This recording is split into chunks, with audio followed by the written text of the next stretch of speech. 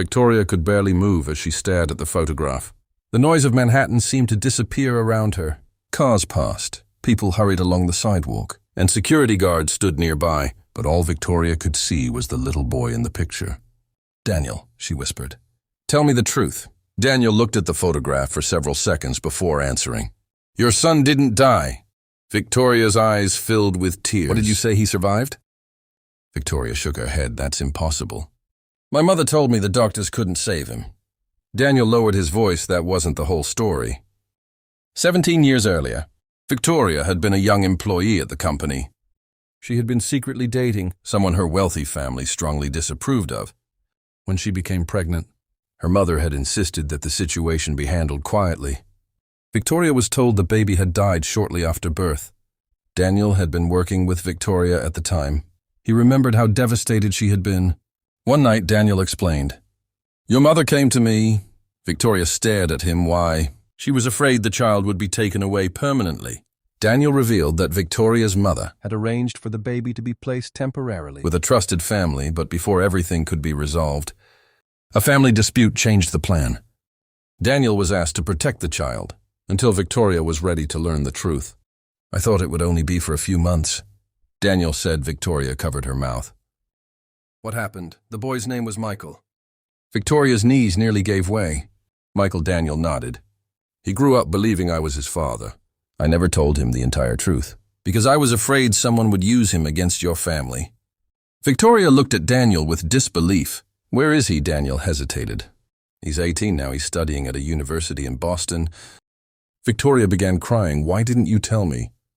"Because every time I tried, your family lawyers warned me to stay silent.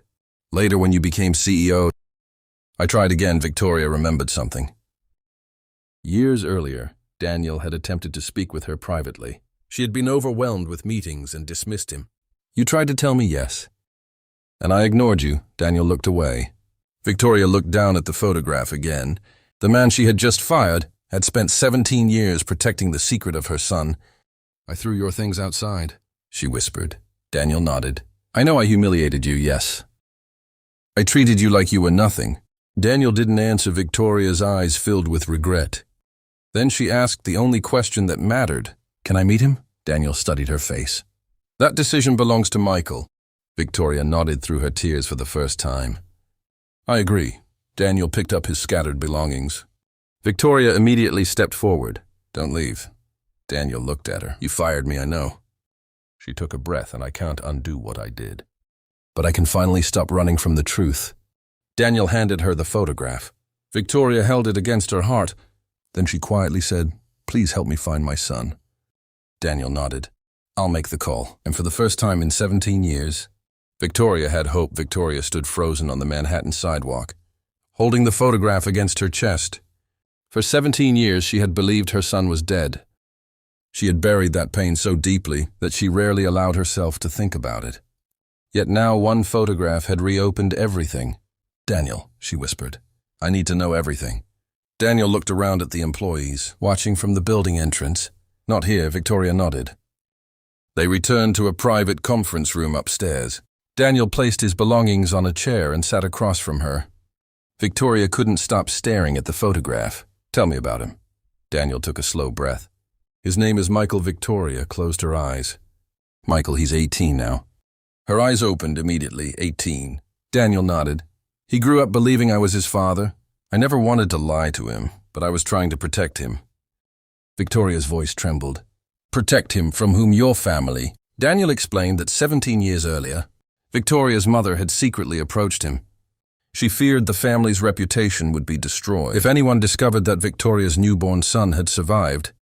The plan was supposed to be temporary, but everything changed after Victoria's mother became seriously ill. Daniel was left responsible for the child. "I tried to contact you," he said. Victoria looked down when several times. "But your mother's lawyers warned me not to interfere." Victoria remembered the years that followed. She remembered being told that Daniel had become distant and difficult. "I thought you hated me." Daniel shook his head. "I never hated you then. Why didn't you fight harder?" "Because I had a child depending on me." Victoria's tears finally fell. "What is he like?" Daniel smiled faintly. "Smart, quiet, stubborn." Victoria laughed through her tears. That sounds familiar. He likes engineering. He works part-time at a bookstore, and he still believes I'm his biological father. Victoria covered her face. How can I tell him you don't? Daniel said gently, not until you're ready to accept whatever happens. Afterward, Victoria looked at him. And you, what about me? After everything I did today, why are you still helping me? Daniel was silent for several seconds. Because Michael deserves to know the truth. And because you deserve the chance to know your son. Victoria looked at the photograph again. Then she slowly stood. I fired you. Yes, I humiliated you in front of everyone. Yes, I threw your belongings onto the sidewalk. Daniel nodded. Victoria wiped her tears. I can't change what I did. No, but I can apologize. Daniel looked at her. I accept. Victoria took a deep breath. Will you call him Daniel? Pulled out his phone. I'll ask him to meet us minutes later. Daniel sent a message. The reply came quickly. Dad, is everything okay? Daniel looked at Victoria. She was trembling. He typed back. There's someone I want you to meet. Victoria whispered, my son. Daniel nodded, and for the first time in 17 years, Victoria allowed herself to imagine what it would feel like to hear Michael call her mom.